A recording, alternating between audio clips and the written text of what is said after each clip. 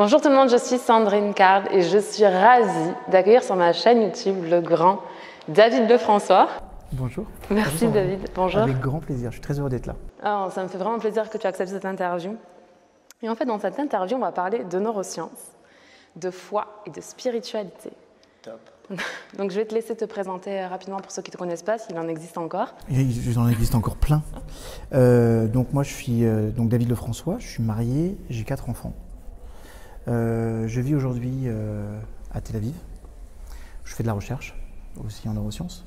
Et je partage mon temps entre mon voyage en France où j'ai un institut de formation de coach et je donne des cours aussi à l'université. Et puis le Canada aussi beaucoup. Voilà. En dehors de ça, quoi te dire d'autre sur moi? Je suis psychologue de formation. Et puis après mes études de psychologie, comme j'aime bien les études, j'ai continué. J'ai pris pas mal de spécialisations. Et puis je suis allé jusqu'à un doctorat en neurosciences. Voilà. Par passion? Par conviction. Parce que d'ailleurs, c'est vrai que c'était passionnant. Mais par contre, j'avais l'intime conviction que les neurosciences allaient révolutionner l'univers de l'accompagnement psychologique. Et j'ai pris ce pari-là, qui était un pari très risqué quand j'ai monté mon école en fait, de formation. Parce que tout le monde me disait que les neurosciences étaient trop scientifiques justement, que personne ne viendrait. Et ça a été tout le contraire, tout le monde est venu se former. Et aujourd'hui, je suis l'un des leaders, en tout cas en Europe, dans la formation de coach, par le nombre de personnes formées et puis par le nombre de personnes qui sur le marché s'installent en tant que coach aussi. Qu'est-ce qui te plaît particulièrement dans les neurosciences? La mécanique. C'est-à-dire? Je pense que nous les mecs on aime tout ce qui est mécanique, tu vois, les trucs. Donc je n'ai pas été passionné par la mécanique auto. Mais si tu veux, dans le temps, la psychologie, elle présupposait qu'on organisait nos pensées d'une certaine façon. Ouais. Et moi, très rapidement, même jeune, j'avais envie de changer, tu vois. Donc dans ma tête, j'avais envie de changer, mais je ne changeais pas. Et j'ai compris très rapidement que cette organisation des pensées, en fait, elle était liée à la façon dont est structurée la biologie de mon cerveau. Donc en clair, c'est la mécanique. Je peux être un super pilote si mon moteur ne fonctionne pas bien, si par exemple il n'y a pas de carburant, s'il n'y a pas d'huile, s'il n'y a pas la biochimie qui va avec, et ta voiture elle est top, toi tu es top, mais tu n'avances pas. Et donc j'ai vu, il y a autour de moi plein de gens qui étaient avec un potentiel énorme, mais qui avaient le cerveau qui ne fonctionnait pas obligatoirement bien. Et je ne parle pas de pathologie, par exemple, si tu as des carences sur tes neurotransmetteurs, ça va avoir une vraie influence sur la façon dont tu penses, réagis, te comportes. Et c'est là où j'ai compris à quel point finalement cette dimension neurobiologique elle est essentielle en fait. Est-ce que tu peux expliquer pour ceux qui ne savent pas ce que c'est qu'un neurotransmetteur rapidement? Ouais. Une analogie? Alors en fait, dans le cerveau il y a des neurones et en fait la qualité et ton efficacité de transmission de pensée, en fait, elle vient de la capacité à ce que tes neurones transmettent deux choses. L'influx électrique, une impulsion électrique. C'est pour ça que quand tu vois par exemple un IRM ou un IRMF, ça va s'activer. C'est les impulsions électriques qui vont générer une densité magnétique qu'on peut voir par l'imagerie médicale. Et en fait, les neurones ils vont transmettre deux choses. Un influx électrique et un influx chimique. Et à chaque fois, c'est de l'information en fait. Donc les neurotransmetteurs, c'est de l'information chimique qui est transmise. Et en fait, tu as à peu près 70 neurotransmetteurs dans ton corps. 8 d'entre eux sont vraiment super essentiels à ton équilibre et 4 sont vraiment liés à la performance en tant qu'être humain. Ces 4, c'est par exemple la dopamine, l'acétylcholine, le GABA et la sérotonine. Si par exemple tu prends la dopamine c'est le carburant du corps. Je te donne un exemple. Tu as un tas de personnes qui sont en surcharge pondérale, qui sont addicts au sucre, et on leur dit que c'est pour compenser un problème psychologique. Alors que pour la plupart d'entre eux, en fait, ils sont carencés en dopamine. Et que le jour où ils régulent cette carence en dopamine, en fait, ils ont plus ce besoin de sucre et que le sucre limite pourrait les dégoûter, quoi, tu vois. Donc, pendant de nombreuses années, on a considéré et on a attribué à des personnes des raisons psychologiques qui n'en étaient pas. Moi, je vois de plus en plus un tas de gens qui vont mettre ont diagnostiqué leur enfant TDAH, hyperactif, alors que peut-être ils ont des problèmes simplement d'acétylcholine, tu vois. Si tu as un problème dans le GABA c'est celui qui calme quand toute la machine s'énerve. Dans la voiture, ce serait le refroidissement liquide, tu vois. Donc pour éviter la surchauffe, on envoie du GABA. Si tu es carencé en GABA, à terme, tu vas avoir angoisse et anxiété. 80% des personnes qui font des crises d'angoisse sont surcarencées en GABA. Alors si tu vas voir quelqu'un qui n'est pas formé par exemple à ça, aux neurosciences, il te posera une question. Il te posera une question simple. Qu'est-ce qui s'est passé pour toi dans ta vie sur ces 3 dernières années? Et puis je sais pas, toi et moi, on a tous rencontré des trucs bizarres dans les 3 dernières années. Un stress, une perte, c'est la vie. Donc on va partir de cet événement-là en considérant que c'est l'élément déclencheur, alors que peut-être c'est juste une carence. Et quand tu régules la carence, la personne n'a plus de crise d'angoisse, quoi, tu vois. Ce qui est chouette, du coup, dans les neurosciences, c'est d'apporter ce point de vue scientifique qui enlève la culpabilité de la thérapie traditionnelle. Tu vois, souvent, on dit aux gens que c'est parce qu'il s'est passé ça dans leur vie qu'ils ont réagi de telle ou telle façon, etc. Et ça dure longtemps, ça dure des années, la thérapie. Alors qu'en fait, les choses aujourd'hui se règlent beaucoup plus facilement et avec beaucoup moins de culpabilité pour le patient. Oui, et puis en plus, c'est rassurant quand quelqu'un à qui tu vas dire que c'est mécanique. Moi, à la fin de la semaine, je sors un produit sur la dépression et le burn-out. Intéressant. Ouais, vraiment. Parce qu'il y a tellement de personnes aujourd'hui, malheureusement. Et justement, c'est pour ça, parce que moi, par exemple, depuis 2008, la plupart des demandes que j'avais dans l'entreprise, c'était pour les burn-out. Alors qu'avant, c'était la motivation, c'était la stimulation d'équipe, le management. Après, c'était sauvetage, que du sauvetage. Et à terme, j'avais tellement de demandes, je ne pouvais plus y répondre. Je dis tiens, je vais voir ce que je peux faire pour proposer un outil pédagogique. Mais tu vois, ce que disent les neurosciences sur la dépression, c'est super intéressant. C'est-à-dire que j'aime beaucoup ce que tu as dit sur la notion de culpabilité, parce que la plupart du temps, quand quelqu'un est dépressif, on dit mais allez, vas-y, bouge-toi le cul, quoi, vas-y, sors, tu veux pas te bouger, regarde la vie, comment elle est belle. Et plus tu lui dis ça, et plus en fait tu l'enfermes dans son problème, parce qu'il dit mais moi j'y arrive pas. Et en fait, il se passe un truc, c'est que dans le cerveau, tu as 2 circuits d'information, un qu'on va appeler le circuit long et le circuit court. Le circuit long, c'est limbique, cortex limbique. Par exemple, l'autre jour, j'arrive à l'aéroport et je m'aperçois que je suis encore dans l'avion et j'ai oublié ma montre et mon bracelet à l'aéroport précédent. Ah mince. Et c'est une montre, c'est un cadeau, ce bracelet c'est un cadeau, je les aime, donc l'angoisse. Donc ça, au niveau limbique, tu vas avoir une poussée affective, d'accord? Et puis tout de suite, je suis allé dans le cortex, qui est la zone de la raison, qui va me dire, attends, t'inquiète pas, tu l'as oublié dans un endroit, les mecs c'est que des religieux, t'es sûr d'une chose, s'il y a un endroit où on ne te volera jamais ta montre, c'est ici. Donc du coup, ça me rassure, je peux gérer mes émotions. Quelqu'un qui est dépressif ou qui est en burn-out, un burn-out c'est une dépression professionnelle, limite, et il va avoir le même symptôme, il a le circuit court, lui, il va plus dans le cortex, il fait limbique. J'apprends la mauvaise nouvelle, et là, ça va me rappeler une autre mauvaise nouvelle, qui va me rappeler une autre mauvaise nouvelle, j'ai plus accès au fonctionnement cortical, qui va me dire, mais calme, détends-toi, on va la retrouver. T'en sais rien. Et puis même de te dire, bon, puis aller, c'est qu'une montre, tu vas pas pourrir ta vie pour ça, tu vois. Et ça, là, j'ai plus cette liaison. Et donc, tu peux faire toutes les thérapies du monde. Si la thérapie, elle n'a pas pour but de rétablir le lien limbique-cortex, la personne, tu peux la suivre pendant 1000 ans. Ça ne changera pas. Alors, il existe des outils aujourd'hui qui permettent à la personne de reprendre contact avec le cortex, simplement en portant son attention, en se concentrant et en disant viens maintenant on va faire des techniques exclusivement pour mettre un peu plus de raison, mais avec des techniques particulières en lesquelles on va reconstruire le pont, en fait, tout simplement. Donc ça te donne une approche différente de la thérapie, mais surtout ça te donne aussi beaucoup plus d'efficacité parce qu'on va beaucoup plus vite en fait. D'accord. Comment tu reconstruis le pont du coup? Via les neurosciences avec des outils de neurosciences, avec la bilatéralisation de certains sons. Et puis après, c'est ça.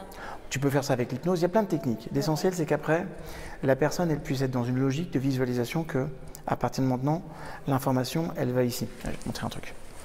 Il faut que je trouve une petite pièce.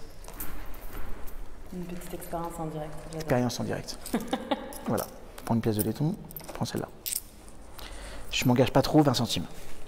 Ok, si je mets la pièce ici, en fait, elle tiendra pas. Ok. Si je la mets là, juste là, elle va tenir. Pourquoi? Parce qu'ici, là, tu as la zone la plus magnétique de ton cerveau. Donc, si par exemple, je t'accompagne, qu'on parle sur une dimension qui ne va pas très très bien dans ta vie, que je mets la main juste ici derrière là, qui va avoir pour effet de stimuler ta zone occipitale, ok, et que je mets ma main ici juste là, et bien là ici je recrée un lien, et que je vais te demander de porter ton attention sur ton front, dans laquelle tu entendras par exemple des idées, tout ce qui doit venir comme idée, image doit venir d'ici. tu vois. Et à partir de ce moment-là, je vais recréer le lien, tu vois. Donc après, on prend tout ce qui peut passer comme techniques qui vont être intéressantes. Le principe, là, c'est vraiment... Alors, moi, j'ai de la chance, comme je fais de la recherche, j'ai accès à des IRM, des IRMF. J'ai accès à un truc qui est un truc génial, c'est aujourd'hui, maintenant, on ne touche plus le cerveau. On sait que la pensée, en fait, on peut la choper maintenant à 20 cm. Donc, toute l'idée qu'on disait que la pensée, en fait, elle part et qu'elle agit, eh ben déjà, on peut la choper à 20 cm. Et les scientifiques qui ont construit ça te disent, c'est des Israéliens, ils te disent, mais en fait, c'est parce qu'on est juste limité à pouvoir la choper ici. Mais j'espère bien qu'un jour, on pourra la choper à des milliers de kilomètres, quoi, tu vois. Donc, après, moi, je prends ce qui existe, ce qui fonctionne, et je teste. Tu vois, quand je vais faire une position comme ça, j'utiliser ou un électroencéphalogramme, ou là, pour le coup, ce qui est facile, c'est d'utiliser le TEP, parce que ça permet vraiment d'avoir un espace. Puis, je sais ce qui marche, je sais ce qui fonctionne.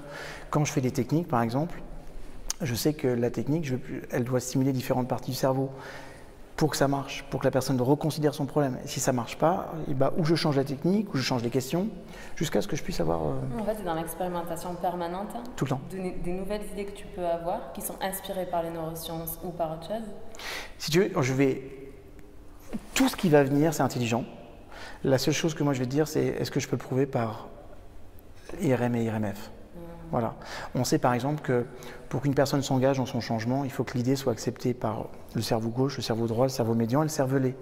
Donc, si moi, quand je t'amène à visualiser quelque chose, ou je fais une séquence d'hypnose, par exemple, ça n'active pas ces différentes zones-là, je sais que la personne risque de se mettre en résistance. En résistance, ça veut dire de la volonté ça veut dire faire des efforts. Et donc, le changement, il n'est pas naturel. Donc, j'ai juste des outils de validation, en fait. Voilà. Ça veut dire que... Je rebondis sur une interview que j'ai faite avec Anthony Néo, si jamais vous voulez aller la voir. En fait, dedans, on explique qu'il y a peu de personnes qui sont prêtes à changer parce qu'en fait, ça nécessite de faire des efforts et que tout le monde n'est pas prêt à en faire. Et toi, ce que tu es en train de dire, c'est qu'en fait, il y a une méthode pour que les efforts soient moins douloureux. Exactement. Pour que, en fait, le changement soit considéré comme naturel pour la personne. C'est dingue, ça. Et du coup, en fait, l'engagement, dès qu'il y a effort, il y a volonté. Dès qu'il y a volonté, ça ne tient pas dans le temps. Ouais, c'est vrai. Surtout pour nos générations à nous. On avait des grands-pères, les mecs qui faisaient ça à la hard, ils ne se posaient pas trop de questions. Mais nous, on fait partie de ces générations, je veux tout, quoi, tu vois. Donc il faut vraiment utiliser ces méthodes-là et ça marche bien. C'est efficace. En tout cas, ça donne envie d'en savoir plus. C'est ça. Donc on mettra tous les liens en barre d'infos pour qu'ils puissent aller voir et puis se renseigner un peu sur ce que tu fais. Et parallèlement, du coup, à ta vie professionnelle, tu racontes souvent que tu as eu un changement au niveau aussi de ta vie spirituelle. Ouais. Est-ce que tu peux nous en parler? Ouais. Alors ma vie spirituelle, elle est chaotique parce que dans un premier temps, elle est imposée. Pourquoi? Parce que on va rentrer dans l'intime, tu veux bien? Allez. Moi, quand j'ai l'âge à peu près de 12 ans, je suis un bon élève à l'école, mais je suis un élève qu'on dirait perturbé aujourd'hui, tu vois. Et j'étais perturbant et pour les profs, un enfer. À tel point que je vais me faire envoyer différentes écoles. Et mon père, pensant bien faire, va me mettre chez les jésuites. D'accord? Donc mon père, il est athée. Ma mère, elle est croyante, mais elle ne sait pas trop quoi croire. D'accord? Tu vas comprendre pourquoi plus tard. Et là, on me met chez les jésuites et je vois des choses dans cet environnement-là que je ne dois pas voir. Et pourtant, curieusement, j'ai la foi. C'est-à-dire que je vais être touché par les personnes qui vont me parler de Dieu. Donc, ça va vraiment profondément me parler. Il y a des frères qui vont avoir des comportements qui sont odieux, mais je ne fais pas l'amalgame, tu vois. Malgré tout, je vais me faire envoyer encore de cette école-là. Et ensuite, c'est le père de mon meilleur ami qui va venir voir mon père en disant, écoute, le système traditionnel ne marche pas, on l'embarque avec nous. Et là, je vais me retrouver dans le 13e, avec un père qui est thaïlandais et bouddhiste, et une mère qui est japonaise et shintoïste. Donc tu pars de ces jésuites, autant te dire que je ne comprenais pas, tu vois. Et en fait, pour comprendre ça, il a fallu que je me pose des vraies questions, notamment des questions de développement personnel. Et c'est ce qui m'a amené à la psychologie. Voilà, donc au départ, je fais une école de commerce et psycho. École de commerce pour faire plaisir à mon père et psycho pour moi, me comprendre qui j'étais, comme la plupart des psychologues d'ailleurs. Et puis après, très rapidement, j'ai une bourse d'études, parce qu'à l'époque, j'étais en équipe de France de karaté. J'ai une bourse d'études pour rentrer dans l'équipe de Belgique, avec quelqu'un qui m'introduit là-dedans, et ça marche, il y a un accord entre la France et la Belgique. Et du coup, je vais partir pour 5 ans d'études en Belgique. Et voilà, et puis à 28 ans, je vais apprendre que je suis juif en fait, que ma famille est juive. Donc ma mère, elle est autrichienne, ma mère. Et en fait, quand ma grand-mère est venue en France, elle a caché à tout le monde, non seulement qu'elle était juive, parce qu'elle avait peur de la Shoah, peur de tout ça. Et voilà, puis là, donc j'ai revisité une autre dimension, une autre part, et j'ai étudié. D'ailleurs, j'avais aussi étudié à l'université, parce qu'il y avait un cours que j'adorais qui s'appelle la philosophie des religions comparées. Et je m'étais beaucoup investi là-dedans. Et notamment, j'avais pris un thème qui était la prière, que je trouvais ça génial, parce que finalement, la prière, c'est quelque chose qui réunit tout le monde, quelles que soient les religions, on prie. Donc c'était un point commun qu'on avait sur lequel je voulais m'appuyer. Donc savoir comment on prie, est-ce que c'est quoi une bonne prière. J'ai même testé des prières sous IRM et IRM9, voilà, parce que ça se teste. C'est ça.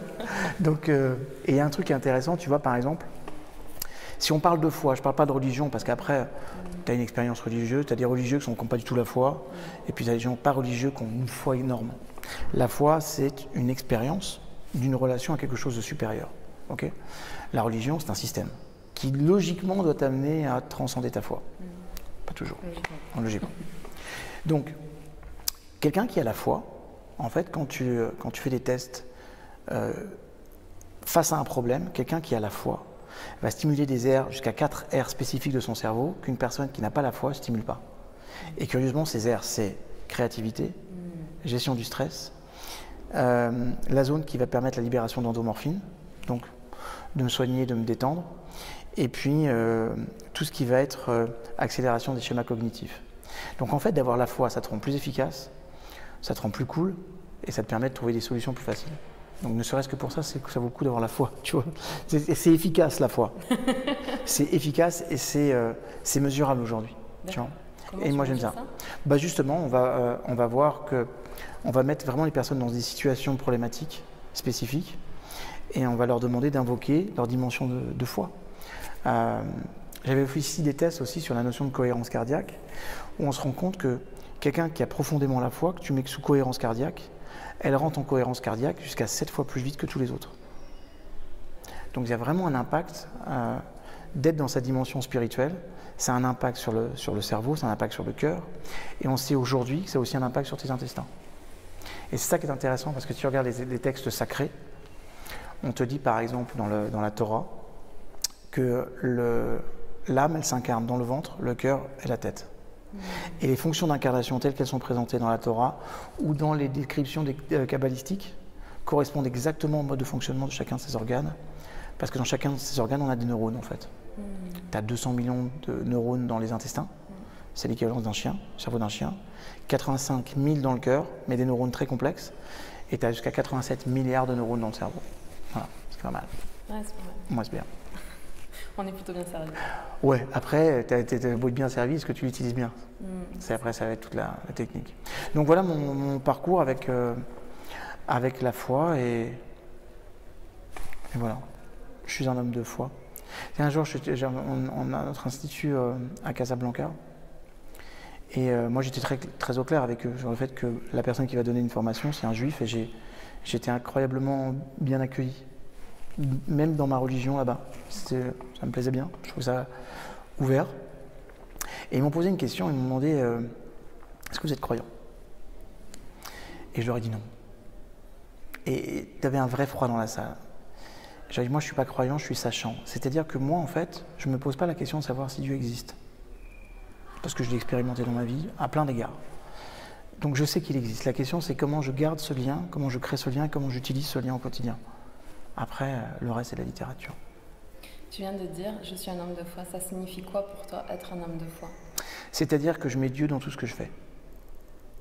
Est-ce que tu pourrais associer Dieu dans ta vision à mettre de la conscience? Oui.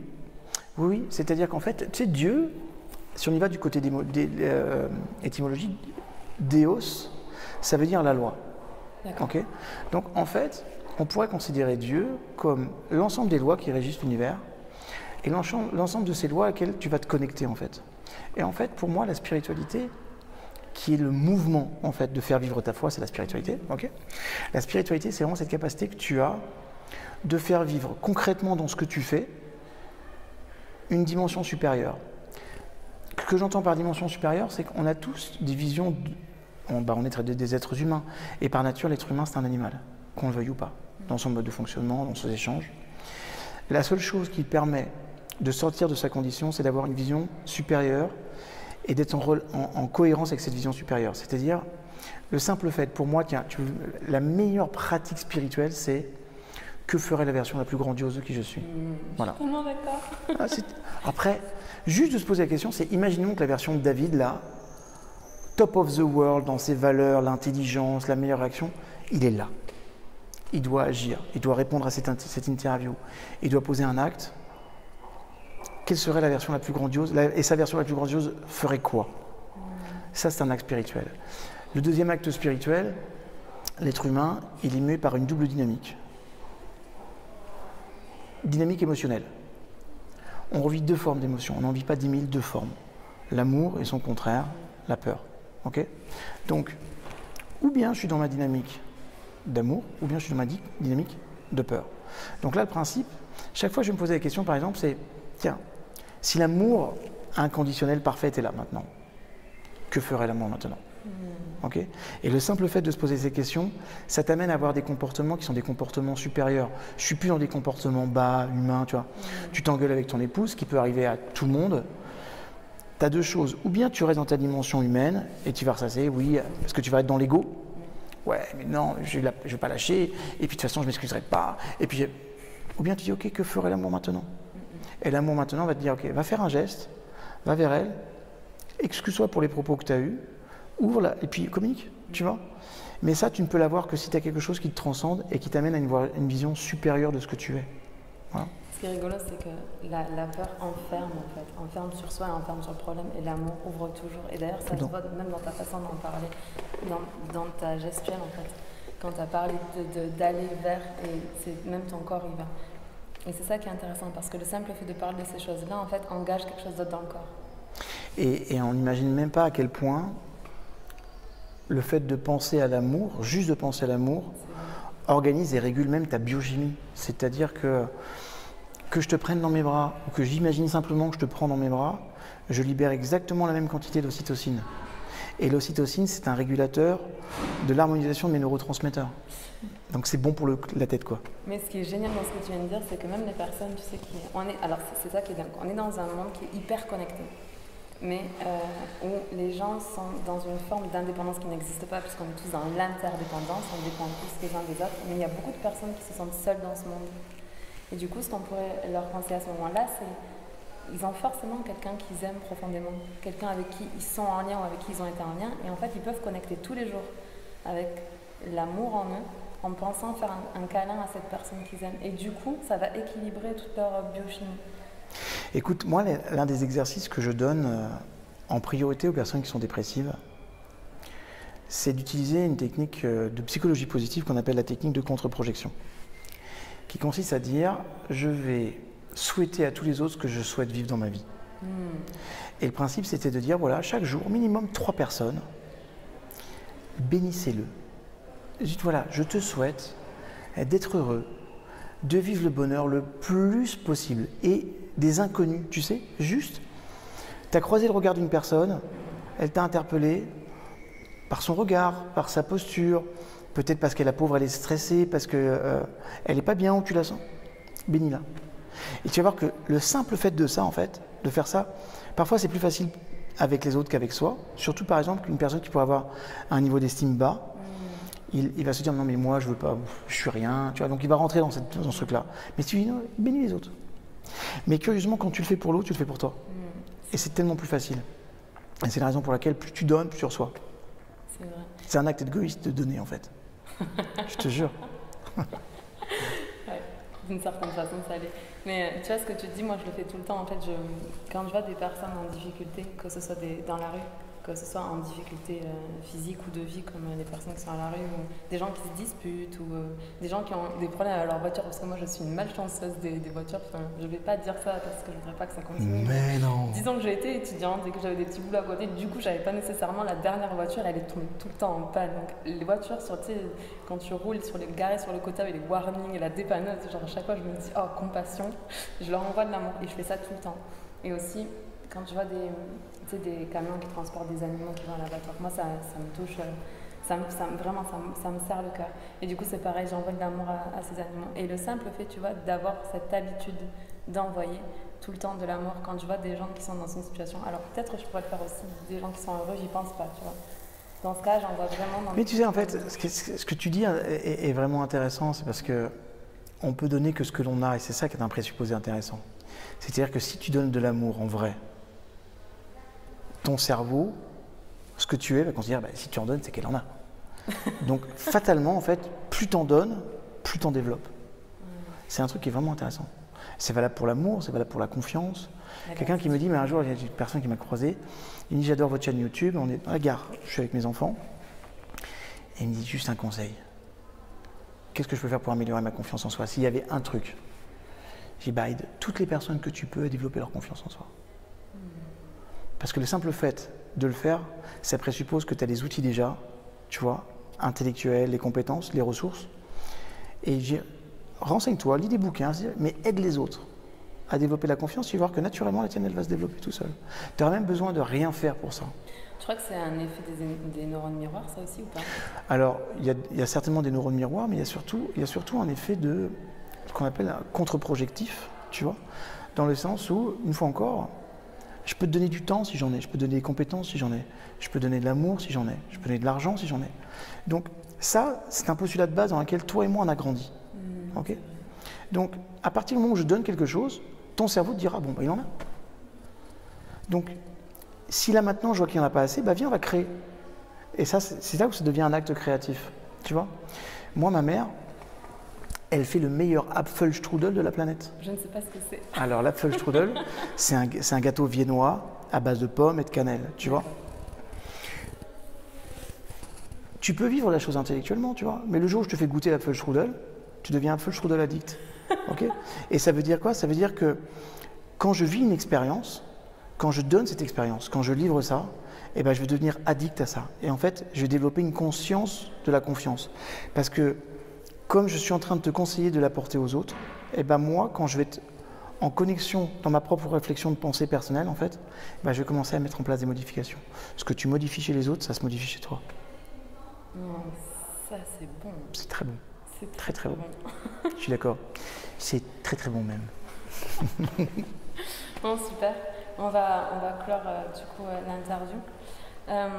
Juste, on va leur rappeler tout, parce que tu as donné tellement de pépites dans cette interview que je voudrais qu'on termine là-dessus. Donc, pensez selon la plus grande version de ça. Que ferait la version la plus grandiose? Et vraiment, c'est que ferait? Ce serait quoi l'acte? Et alors, j'ai une question au cas où, pour ceux qui n'arrivent pas à avoir la vision de qu'est-ce que c'est que la plus grande version de soi-même, est-ce que tu peux le définir rapidement? Ouais, on va imaginer que la personne que vous rêveriez d'être dans l'absolu, elle est là. Par exemple, vous avez tous quitté un entretien en vous disant « j'aurais dû dire ça ». Okay. Ça veut dire quoi en vrai? Ça veut dire que tu as une vision très claire de qui tu aimerais être dans l'absolu. C'est-à-dire qu'on a tous, on sait qui on est, et on a une vision idéale, ce qu'on appelle l'idéal du moi. D'accord? Exacerbe bien. Ok, voilà, exactement. Dans l'absolu, j'aimerais vraiment être cette personne-là, tu vois. Et curieusement, plus l'écart est grand entre cet idéal et ce que je suis au quotidien, et moins j'ai confiance en moi. D'accord? Donc chaque fois que je posais un geste en m'inspirant de dire, tiens, cet idéal-là, il agirait comment? De façon supérieure, il agirait comment? Comme ça. Et ensuite, tu te mets en cohérence avec ça, et en fait, tu vas rapprocher cet état-là, et c'est comme ça que tu vas développer la confiance en soi. Top. Donc, agissez, posez l'acte comme la plus grande version de vous-même. Que ferait l'amour maintenant? Donnez tout ce que vous voulez recevoir. Ouais, tout le temps. Tout le temps. Même si vous ne l'avez pas, même si vous croyez ne pas l'avoir, parce que vous ne l'avez pas assez fait. Même si vous pensez que vous ne l'avez pas, vous l'avez, vous le donnez. Qu'est-ce qu'on a dit? Que ferait l'amour maintenant? Que ferait l'amour maintenant? Très super important, parce que toutes les tout ce que tu vas faire dans ta vie repose intrinsèquement sur un choix ou d'amour ou de peur. Ça, je suis tellement d'accord. Donc, si tu te poses la question, c'est voilà, est-ce que par exemple, je veux changer de job par amour ou par peur? Est-ce que c'est vraiment par passion de ce que je veux faire, contribuer au monde, ou est-ce que parce que j'ai peur parce que mon boulot est en train de tomber ou peu importe. Amour ou peur. Et tout ce que tu vas faire dans l'amour, quelle que soit la décision que tu prends, quand tu prends la base de départ de l'amour, c'est jamais une mauvaise décision. Même si ça ne t'emmène pas là où tu pensais aller, la dynamique avec laquelle tu étais au départ, tu la retrouveras toujours à l'arrivée. C'est ce qu'on appelle l'intention de départ. Quand tu démarres quelque chose, quand tu démarres quelque chose avec une intention, un jour je discutais avec une copine et puis elle me disait, elle parlait de son couple qui n'était pas très bien, et je dis mais c'était quoi ton intention de départ? Et là, je lui rappelle, tu sais, ton intention de départ, c'était pas d'aimer et de construire ton couple. Ton intention de départ, c'est quitter ta famille. Et je le sais d'autant plus que je suis ton meilleur ami depuis cette période-là. Donc, je sais très bien pourquoi tu es parti. Donc, le problème, c'est que ton intention de départ, tu la retrouves à l'arrivée. Ouais. Ça ne veut pas dire que tu ne peux pas changer les choses. Ça veut dire que tu dois mettre une nouvelle intention dans ton couple. Et cette fois-ci, ce n'est pas d'équilibrer les choses.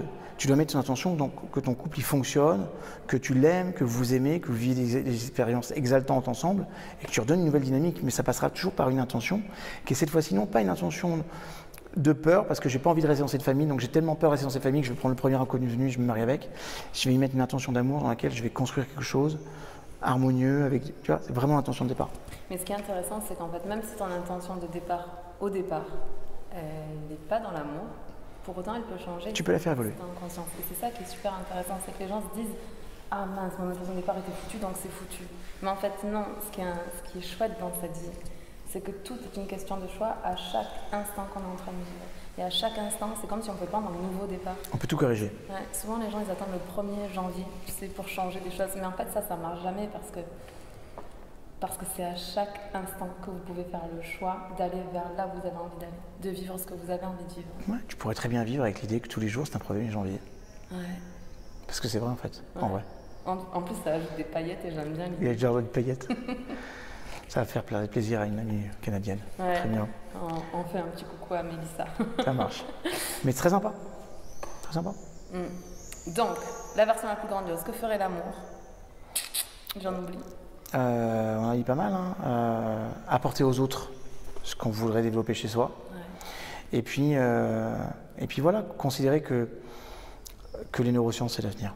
Voilà. Faire un bilan de neurotransmetteurs juste pour vérifier. Ouais, ça peut être très très bien. Okay, parce que des fois, ça peut juste libérer des choses que vous pensez être bloquées. Mais pour beaucoup, je suis une fois encore, je suis sûr que presque 70% des personnes qui ont des crises d'angoisse sont liées à des carences en GABA. On sait quand même, aujourd'hui on en parle pas mal, mais la dépression pourrait être liée à des carences en sérotonine, mais il n'y a pas que ça, parce qu'il y a un équilibre de tout ça qui doit se mettre en place. Et en tout cas, c'est intéressant de comprendre que notre biochimie aujourd'hui, par exemple, même les maladies neurodégénératrices, on sait qu'elles sont liées à des carences qui sont installées sur la durée. Rien que pour ça, ça vaut le coup d'aller faire un bilan. Et comment alors, question pratique, comment ça se passe pour faire un bilan de neurotransmetteurs? Alors, c'est pas un bilan médical, il y a un monsieur qui s'appelle Eric Braverman, qui est d'abord un professeur d'Harvard, puis ensuite maintenant il est professeur de Princeton. Et il a mis en place un questionnaire que nous, on forme nos coachs à ce questionnaire, dans lequel on va voir ton profil dominant. Parce que toi et moi, on va mettre en avant une prédominance de neurotransmetteurs. Il va y avoir des profils. Moi, par exemple, je suis acétylcholine, ça veut dire qu'il y a de grandes chances que je sois intéressé par l'information. Toute l'information va m'intéresser, tu vois, donc ça va conditionner. Quelqu'un qui va être dopamine va être dans des métiers plus actifs. Quelqu'un qui va être GABA va être un peu plus cérébral, tu vois. Mais donc, on a un profil dominant et surtout, tu as l'interdiction d'être en carence dans ton profil dominant. Parce que là, pour le coup, ça peut générer des maladies. En fait, en vrai. Donc, ce test de profil dominant et de carence, ça dure 40-45 minutes. Les coachs qu'on a formés, ils sont capables de faire ça. Il y en a dans toute la France. Donc, si vous cherchez, si un jour vous avez besoin de chercher un coach pour ça, vous allez sur www.institut-d-neurosciences.com.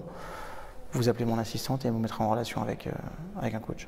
Top, merci pour cette information. Ça aidera tout le monde. Est-ce que tu as un message de fin? Quelque chose qui c'est plus fort que toi, c'est vraiment ton message pour ce monde? Ouais, il y a un message, c'est que en vrai, il y a toujours de l'espoir. Oh. Il y a toujours de l'espoir. Parce que moi, j'ai rencontré tellement des situations. D'abord, moi, j'ai vécu aussi des situations difficiles dans ma vie. Et j'ai rencontré tellement de personnes qui avaient des situations difficiles. Et quoi qu'il arrive, un jour, ça passe. Voilà. Et c'est vrai que quand on est centré sur nos problématiques et puis les périodes de vie, on a le sentiment que ça ne s'arrête jamais.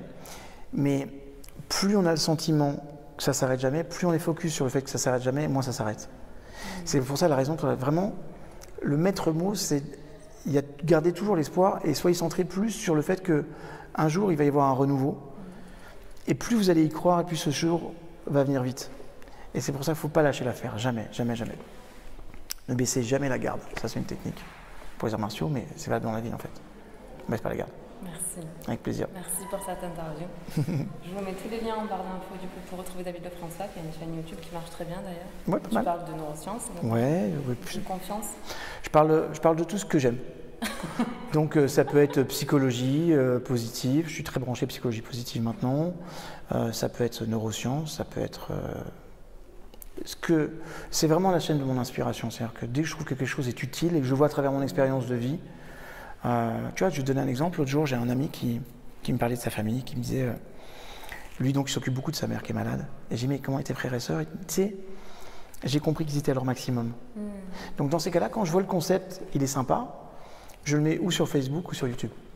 Voilà, donc j'utilise ce que je vais rencontrer dans ma vie pour dire tiens, c'est important que je partage ça parce que les gens ils ont besoin de savoir ça. Non, donc c'est ma source d'inspiration. Ouais, mais aujourd'hui tu as un leader d'inspiration pour tout le monde aussi. En tout cas, ça marche bien et j'ai des retours très sympathiques, c'est touchant. Ouais, donc du coup, allez voir la chaîne YouTube de David Lefrançois, on te retrouve aussi sur Facebook, Instagram. Non, pas encore. Snapchat. Pas encore. Il va falloir s'y mettre. C'est ça. Non, sur quelle autre plateforme du coup? Écoute, YouTube et Facebook. En fait, tu sais, moi, je fais partie de ces personnes. Curieusement, je ne suis pas très public. Tu vois, parce que j'ai encore cette base personnelle de timidité. Donc, quand je suis en conférence, je m'éclate, hein, je kiffe vraiment. Mais je suis pas pour autant, j'aime pas pour autant la surexposition. Donc, j'ai ma chaîne YouTube, j'ai mon Facebook parce que je sais que c'est des outils de propagation d'idées et que ça aide beaucoup de monde. Tu sais, j'ai fait une vidéo sur l'AVC qui a été vue plus de 5 millions de fois et j'ai plein de commentaires comme quoi ça a sauvé des vies déjà aujourd'hui. Donc je me dis bon ça, je peux pas ne pas avoir la responsabilité de le donner, tu vois. Mais pour autant, je suis pas quelqu'un qui va s'exposer pour autant. Alors Instagram et Snapchat pour moi ce sont plus des outils qui vont être des outils alors je sais qu'on peut l'utiliser comme professionnel, mais pour moi c'est plus perso. Donc et puis voilà, je suis pas trop au téléphone, machin. J'utilise, je fais mes trucs, j'essaie de faire les choses avec professionnalisme, tu vois. Mais j'aime bien être en contact avec ma recherche.